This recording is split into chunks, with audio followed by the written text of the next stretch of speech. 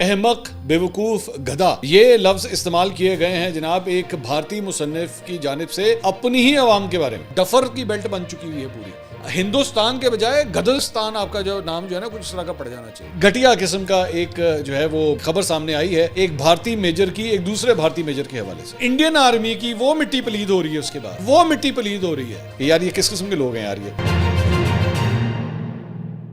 السلام علیکم ناظرین، میں ہوں منصور علی خان، اپنے ریڈیو چینل کے اوپر آپ کو خوش آمدید کہیں گے۔ ناظرین، پچھلے 12 گھنٹے میں جو اہم ترین خبریں سامنے آئی ہیں وہ ابھی تھوڑی دیر میں آپ سے ڈسکس کریں گے۔ ایک تو احمق، بیوقوف، گدھا، یہ لفظ استعمال کیے گئے ہیں جناب ایک بھارتی مصنف کی جانب سے اپنی ہی عوام کے بارے میں۔ جی ہاں، کسی اور کے بارے میں نہیں، اور یہ اپنے بارے میں یہ بات کہہ رہے ہیں۔ یہ معاملہ کیا ہے یہ بھی تھوڑی دیر میں آپ کے ساتھ رکھتے ہیں کہ جناب انہوں نے کہا کہ یہ ڈفرز کی قوم بن چکی ہے۔ ڈفرز سے مراد ہے، ہمیں بیوقوفی کہا جا سکتا ہے، احمق کہہ سکتے ہیں، کم عقل کہا جا سکتا ہے، کند ذہن کہا جا سکتا ہے، یہی الفاظ استعمال کیے جا سکتے ہیں۔ لیکن دوبارہ میں کہہ رہا ہوں بھائی، یہ میں نہیں کہہ رہا، یہ آپ کے اپنے رائٹرز یہ بات کہہ رہے ہیں۔ میں تھوڑی دیر میں یہ سٹوری آپ کے ساتھ شیئر کروں گا۔ اور ایک انتہائی گھٹیا قسم کا ایک جو ہے وہ ایک خبر سامنے آئی ہے ایک بھارتی میجر کی ایک دوسرے بھارتی میجر کے حوالے سے۔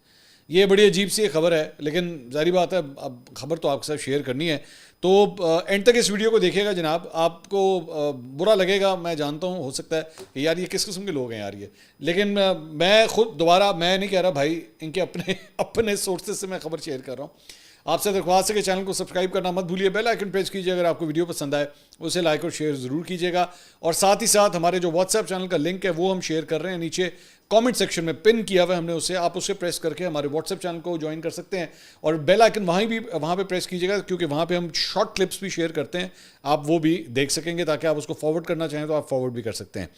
ذرا تھوڑی سی پاکستان کے حوالے سے خبریں ذرا میں پہلے شیئر کرنا چاہوں گا، اور وہ یہ ہے کہ کل رات کو پنجاب کے علاقوں کے اندر جو ہے وہ بڑا شدید ایک طوفان آیا ہوا تھا، اور جھکڑ چل رہے تھے، آندھی طوفان کافی تیز تھا، اور لاہور کے اندر میں موجود تھا، یہاں پہ بھی کئی درخت جو ہے وہ گر گئے، اور اس کی وجہ سے جو فلائٹ سکیجول تھا وہ بھی بڑا ڈسٹرب ہوا ہے، اور بتایا گیا کہ کراچی سے لاہور جانے والی ایک نجی ایئر لائن کی پرواز جو ہے وہ کئی منٹ تک آندھی کی زد میں رہی، اور طیارے کو طوفان کے باعث شدید جھٹکے لگے، جس کی وجہ سے مسافر بھی جو ہے وہ کافی چیخیں مار رہے تھے، اور نجی ایئر لائن کی یہ پرواز FL842 اس کے مسافر جو ہے کلمہ طیبہ کا ورد کرتے رہے۔ اس دوران پائلٹ نے بڑی مہارت سے طیارے کو واپس اڑایا، ایئر ٹریفک کنٹرول نے طیارے کو کراچی واپس بھیجا۔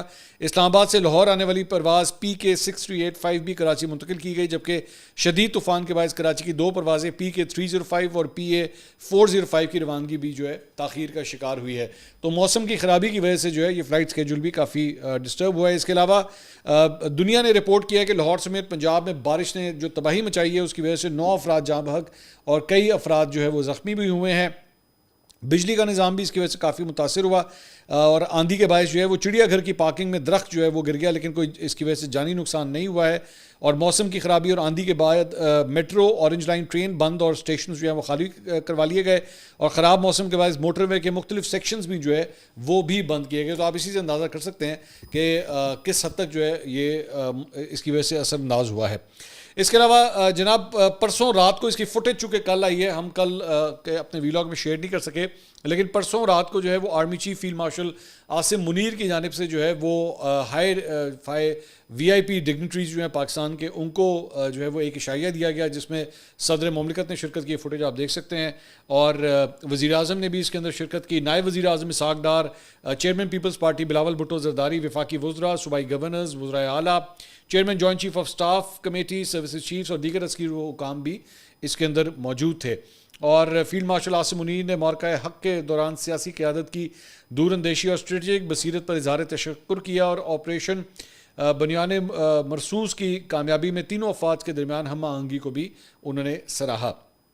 اس کے علاوہ جناب وفاقی حکومت نے فیصلہ کیا ہے کہ ڈپورٹ ہونے والے افراد کے خلاف مقدمہ درج کیا جائے گا، اور پاسپورٹ منسوخ کرنے کا فیصلہ کیا گیا ہے، جبکہ ڈپورٹ افراد 5 سال کے لیے بیرون ملک سفر نہیں کر سکیں گے۔ وہ افراد جن کو باہر سے جو ہے وہ ڈپورٹ کیا جاتا ہے، ان کو پاکستان واپس بھیجا جاتا ہے کسی بھی وجہ سے، کیونکہ آج کل ایک تھرتلی مچی ہوئی ہے امریکہ کے حوالے سے، اور کئی ایسے لوگ ہیں وہ میری اطلاعات کے مطابق کافی پھڑپڑا رہے ہیں اس چکر میں، جو بڑے کئی سالوں سے وہاں پہ بیٹھے ہوئے تھے لیکن اللیگلی بیٹھے ہوئے تھے۔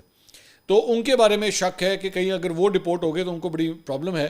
تو اس کی وجہ سے اب وفاقی حکومت نے بھی جو ہے اپنی کمر کس لی ہے اور انہوں نے کہا تسی آؤ تو صحیح, صرف اتنا نہیں ہوگا, آپ کے خلاف مقدمہ بھی درج ہوگا اور آپ 5 سال کے لیے اس کے بعد سفر بھی نہیں کر سکیں گے.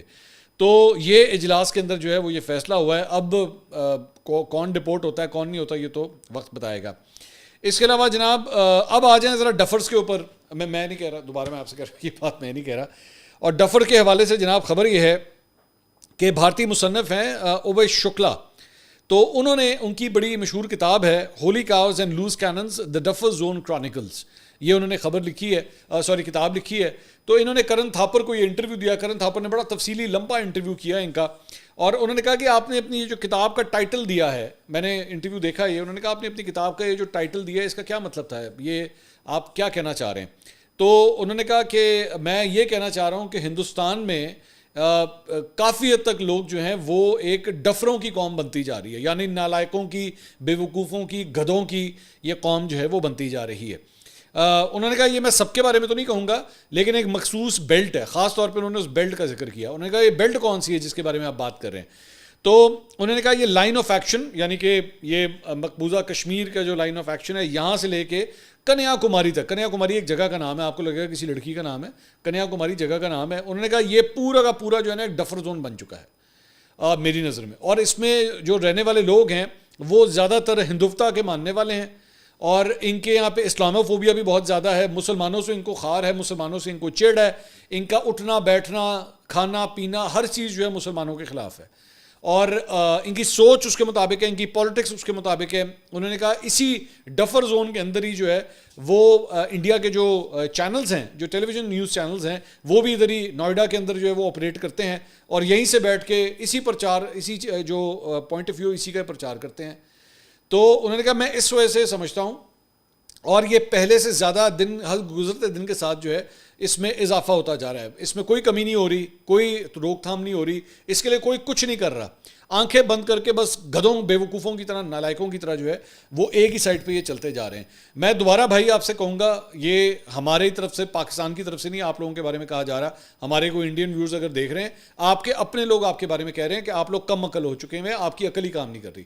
اچھا میں اس میں صرف اپنے 2-4 ذرا پوائنٹ صرف آپ کے ساتھ ڈال دوں کہ یہ کیوں ہے ایسا. یہ میں بھی یہی سمجھتا ہوں, یہ جو اویس شکلا یہ جو بات کر رہے ہیں, شکلا صاحب یہ کیوں یہ بات کر رہے ہیں, اس میں بھی ایکچولی ریزن یہ ہے کہ آپ کے ذہن میں یہ آ چکا ہوا ہے اس پورے خطے کے حوالے سے جیسے آپ سپیریئر ہیں اور باقی سارے آپ سے نیچے ہیں, چاہے وہ مسلمان ہوں, چاہے وہ سری لنکا میں رہنے والے لوگ ہوں, چاہے وہ نیپال کے لوگ ہوں, بنگلہ دیشی ہوں, چائنیز ہوں, کوئی بھی ہوں.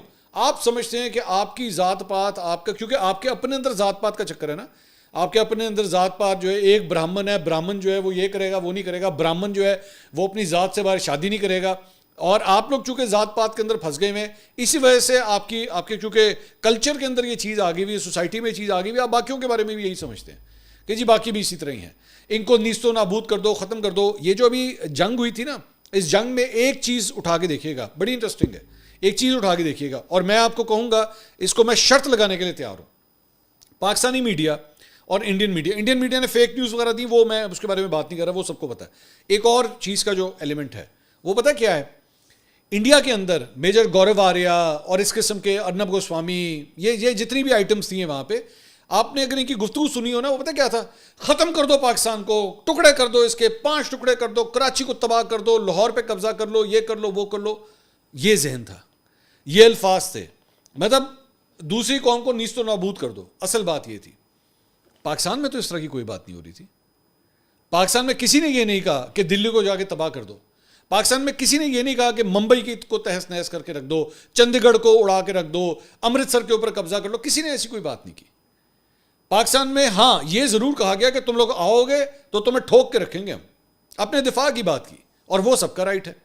لیکن آپ لوگوں کا ذہن جو ہے وہ ان جیسے جو گھٹیا لوگ ہیں جو ٹیلی ویژن سکرینز پہ بیٹھتے ہیں اور جو کور کرتے ہیں, وہ کیا کرتے ہیں, وہ کہتے ہیں اس پہ قبضہ کر لو, اس کو ختم کر دو, اس کو نیست و نابود کر دو. اب بغیر سوچے سمجھے کہ بیسکلی آپ کی یہ لڑائی بیسکلی ملٹری انسٹالیشنز یا ملٹری فورسز کے اگینسٹ نہیں ہے. آپ مسلمانوں کی بات کر رہے ہیں, جیتے جاتے انسانوں کی بات کر رہے ہیں. اس میں بچے بھی ہیں, عورتیں بھی ہیں, بوڑھے بھی ہیں, آپ کو کسی کی پرواہ نہیں ہے. آپ بس تباہ کر دو. ہم نے کراچی کو بھی اڑا دیا ہے, کراچی میں اڑ گیا سارا کچھ. مطلب مطلب خالہ جی کا ویڑا ہے. آپ سمجھتے ہیں کراچی اڑے گا تو آپ کے خیال میں میزائل بمبے کی طرف نہیں جائیں گے؟ گجرات بچ جائے گا, دلی کو کچھ نہیں ہوگا. تو یہ بیسکلی وہ جو یہ بات کر رہے ہیں نا, یہ شکلا صاحب جو بات کر رہے ہیں کہ آپ لوگ ایک ڈفر کی بیلٹ بن چکی ہوئی ہے پوری, گدھوں کا یہ جو ہے نا حصہ ایریا بن چکا ہوا ہے. ہندوستان کے بجائے گدھوں کا ستان آپ کا جو نام جو ہے نا کچھ اس طرح کا پڑ جانا چاہیے کہ آپ کو. اور سب سے امپورٹنٹ بات پتہ کیا ہے کہ ایون جو پڑھی لکھی پود بھی آ رہی ہے نا نیچے سے آپ لوگوں کی, جو پڑھ رہی ہے لکھ رہی ہے, اس کے اندر بھی یہی مسلم انیمٹی جو ہے نا وہ ان کے اندر بنتی جا رہی ہے کہ نہیں ان کے ساتھ نہیں رہنا. اچھا وہ کوئی لڑکا لڑکی آپس میں شادی کر لیں, اس کو آپ نے لو جہاد کا نام دے دیا. او ہو, یہ تو ہماری ہندو ذات کی لڑکی جو ہے وہ اٹھا کے لے گیا ہے, اور جناب یہ مسلمان جو ہے وہ پیڑھی بڑھانے کی خاطر یہ سب کچھ کر رہے ہیں. اور پیڑھی بڑھانے کے لیے بھائی ہندو لڑکی ملی تھی, مسلمان لڑکی سے بھی پیڑھی بڑھ جاتی ہے یار, ایسی کون سی بات ہے. لیکن دماغ اس قسم کا ہے. کوئی گائیں جو ہے اس کو ویسے لے کے جا رہا ہے, اس کو بیٹھ کے مارنا شروع کر دیا کہ جی تو گائیں کیوں لے کے جا رہا ہے, کہ یہ ہماری تو گاؤں ماتا ہے. او بھائی گاؤں ماتا آج سے 100 سال پہلے نہیں تھی, 200 سال پہلے نہیں تھی. جب یہاں پہ مغل سلطنت تھی اس وقت گاؤں ماتا نہیں تھی کیا؟ اس وقت گائیں کی جگہ کسی اور کو آپ لوگ ماتا کہتے تھے, گائیں کو ہی کہتے تھے نا, لیکن سارے مل جل کے رہتے تھے آپس میں, کوئی ایسا ایشو نہیں تھا. اب کیونکہ حکمران اس قسم کے آگے میں, تو ہندوتو کا پرچار کرنے کی خاطر جو ہے اب مسلم اور ہندو کی درمیان آپس میں لڑائی اسی وجہ سے کرواتے ہیں آپ لوگ, جان بوجھ کے کرواتے ہیں اپنی پالیٹکس کی خاطر. آگے چلیں جی, ایک اور خبر بڑی انٹرسٹنگ خبر ہے یہ, اور میں دوبارہ یہ جناب یہ میری خبر نہیں ہے, میں آپ کے سامنے رکھ دیتا ہوں. اے پڑھ لو, اے سامنے لکھا ہے N D T V news, یہ این ڈی ٹی وی نے دی ہوئی ہے. میں کوڈ بھی ساتھ ساتھ کر رہا ہوں. وہ دھرو وراٹی کو عادت ہے نا کہ وہ بیٹھ کے ریفرنسز دیتا ہے, یہ میں ریفرنسز بھی دے رہا ہوں ساتھ. این ڈی ٹی وی کی خبر ہے. اس کا ٹائٹل کیا ہے؟ 2 army measures extra marital affair and courts burden of fidelity remark. اچھا, خبر میں نے پڑھ لی ہوئی ہے, میں آپ کے سامنے اس کا لبے لباب رکھ دیتا ہوں کہ معاملہ کیا ہے. معاملہ یہ ہے جناب, ایک میجر صاحب ہیں بھارتی فوج کے, وہ گئے کورٹ میں جا کے انہوں نے کہا اپنی پٹیشن جو انہوں نے کیس اپنا بنایا, وہ کیس کیا تھا؟ انہوں نے کہا جی مجھے شک ہے کہ میری جو بیوی ہے نا اس کا افیئر چل رہا ہے. اچھا ٹھیک ہے چلیں, ویسے تو یہ بھی شرمندگی کی بات ہے, لیکن افیئر چل رہا ہے. کہانی یہ نہیں ہے افیئر جو جس سے چل رہا ہے وہ کون ہے. انہوں نے کہا جی مجھے شک ہے کہ اس کا افیئر جو ہے انڈین آرمی کے ہی ایک اور میجر کے ساتھ چل رہا ہے. میجر صاحب کو شک ہے کہ ان کی بیوی کا افیئر انڈین آرمی کے ایک اور میجر کے ساتھ چل رہا ہے. کہانی یہاں نہیں ختم ہوتی, کہانی آگے بھی ہے. انہوں نے کہا کہ جی بات یہ ہے کہ جس ہوٹل میں یہ لوگ جاتے ہیں اس ہوٹل سے میں نے سی سی ٹی وی فوٹیج مانگی ہے کہ مجھے اس کی نا فوٹیج دی جائے میری بیوی کے حوالے سے, تو ہوٹل نے مجھے فوٹیج دینے سے انکار کر دیا. تو میں کورٹ میں آیا ہوں یہ کہتے ہوئے کہ جناب یہ ہوٹل کو انسٹرکٹ کیا جائے کہ مجھے وہ سی سی ٹی وی فوٹیج چاہیے. اب یہاں پہ مسئلہ بڑھ گیا, یہ کوئی کیس چلا, بڑی دیر چلا, اس میں آرگومنٹس دیے گئے, اور اس کے بعد کورٹ نے یہ فیصلہ کیا ہے. اب جو کورٹ نے فیصلہ دیا ہے وہ میجر صاحب کے لیے وہ یہ ہے کہ میجر صاحب یہ آپ کا اور آپ کی بیوی کا معاملہ ہے, اس میں آپ ہوٹل کو جو ہے وہ زور زبردستی کر کے یہ نہیں کہہ سکتے کہ جناب اس کی فوٹیج آپ کے حوالے کی جائے, کیونکہ رائٹ آف پرائیویسی, یہ انڈین کورٹ نے یہ کہا ہے, دلی کا کورٹ ہے یہ, تو دلی کے کورٹ نے کہا ہے کہ جی رائٹ آف پرائیویسی جو ہے نا وہ کوئی بھی گیسٹ اگر جا رہا ہے وہ ہوٹل کا کام نہیں ہے کہ وہ بیٹھ کے چیک کرے کہ جناب یہ افیئر کے چکر میں جا رہا ہے یا جنون جا رہا ہے. تو یہ آپ جانے اور آپ کی بیوی جانے, یہ آپ دونوں کا آپس کا معاملہ ہے, لیکن آپ کو فوٹیج جو ہے C C T V footage provide نہیں کی جا سکتی. اچھا کیس تو چل گیا, فیصلہ بھی آ گیا, لیکن انڈین آرمی کی وہ مٹی پلید ہو رہی ہے, اس کے بعد وہ مٹی پلید ہو رہی ہے کہ جناب یہ کیا کہانی ہے, مطلب کہ ایک میجر جو ہے وہ یہ اس بات کے اوپر پورا کیس لے گیا کہ دوسرا میجر جو ہے اس کی بیوی کے ساتھ افیئر چل رہا ہے. مطلب how embarrassing is this for Indian army. اور یہ سرعام ان کے کورٹ کے اندر یہ کیس چلا ہے, اور ظاہری بات ہے رپورٹ تو ہونا ہے, جب ایک کیس فائل ہو جائے گا تو رپورٹ تو ہوگا. تو this is what's going on in the Indian army. اتنا مذاق بن کے رہ گیا کہ وہاں پہ انڈیا کے اندر خود لوگ اس کا مذاق اڑا رہے ہیں کہ یار تو یہ کس قسم کی فوج ہے. اب مثال کے طور پہ دونوں میجروں کی اگر ایک جگہ ڈیوٹی لگ گئی, اب مجھے نہیں پتا کہ یہ ایک جگہ پہ ہوں گے, ڈیفینیٹلی ایک جگہ پہ ڈپیوٹیڈ ہوں گے تو اس کی بیوی ادھر ہی ہے نا, ایک ہی جگہ پہ ڈیوٹی دیتے ہوں گے. اب دونوں کی اگر ایک جگہ ڈیوٹی لگ گئی, ٹھیک ہے, تو ایک میجر نے دوسرے کو کوئی گولی شولی کھچ ماری اور بعد میں انہوں نے کہا تھا جی پاکستان نے ماری سی, اسی نہیں ماری, پاکستان نے ماری, تو پھر عجیب مذاق بن کے رہ گیا ہے, مطلب انڈین آرمی کا پورا ایک مذاق بن کے رہ گیا. اچھا جی ایک اور خبر جناب, اور وہ خبر ہے پاکستان کے حوالے سے. پاکستان کے لیے خوشخبری ہے, اور خوشخبری یہ ہے کہ فائنینشیل انالسٹ ہیں محمد سہیل صاحب, انہوں نے یہ ٹویٹ کیا ہے. انہوں نے کہا کہ جی Pakistan fiscal deficit falls to 9 year low. ہمارا جو ڈیفیسٹ ہوتا ہے بیسکلی آپ کے خرچے اور آمدنی کے درمیان جو ایک ڈیفیسٹ ہوتا ہے, انہوں نے کہا 9 سال میں سب سے کم ترین سطح کے اوپر یہ آ گیا ہے, اور اب یہ ڈیفیسٹ جو پروجیکٹڈ ہے وہ 5.4 to 5.5% کے اوپر آ گیا, ڈاؤن فرام 6.8 ان year 24. پچھلے سال یہ 6.8 تھا اور اب جو ہے یہ اور کم ہو گیا 5.4 5.5, اور یہ 9 سال میں سب سے کم ترین ہے. تو یعنی آپ کا وہ جو بیسکلی وہ جو گیپ ہے نا اپنے خرچے اور آمدنی کے بیچ میں, وہ صرف اتنا % اب کم ہو گیا. ابھی بھی ہے, ہونا نہیں چاہیے, ٹیکنیکلی اسپیکنگ یہ ہونا نہیں چاہیے, لیکن اب کم ہو گیا. خوشی کی خبر یہ ہے کہ یہ کم ہو گیا ہے. لیکن ادھر انڈیا کے حوالے سے بھی ایک بڑی انٹرسٹنگ خبر ہے. کال وویک, یہ دوبارہ انڈین ہے جو ٹویٹ کر رہا ہے, میں اس کو کوٹ کر رہا ہوں. اس نے لکھا جی فالنگ FDI انٹو انڈیا, یعنی FDI فورن ڈائریکٹ انویسٹمنٹس, باہر سے آنے والی سرمایہ کاری, بیرون ملک جو لوگ ہوتے ہیں وہ جو سرمایہ کاری کرتے ہیں انڈیا کے اندر, اس کے حوالے سے وہ لکھتا ہے the FDI into India as a proportion of its gross domestic product یعنی کہ GDP or the size of the Indian economy peaked in 2008-2009 at 3.48% of the GDP and has largely been falling since. اس نے کہا 2008-2009 میں ہمارا جو GDP تھا اس میں جو فورن ڈائریکٹ انویسٹمنٹ تھی, جو باہر کے لوگ, باہر کی ملٹی نیشنل کمپنیز جو انویسٹ کرتی تھیں انڈیا کے اندر, وہ اس وقت 3.48% تھا انڈیا کا. لیکن اب یہ کم ہوتے ہوتے ہوتے ہوتے یہ پورا گراف بھی سامنے دکھایا ہوا ہے. انہوں نے کہا 2024-2025 میں اٹ واز ایٹ 0.76%, یہ اتنا کم ہو گئی ہے.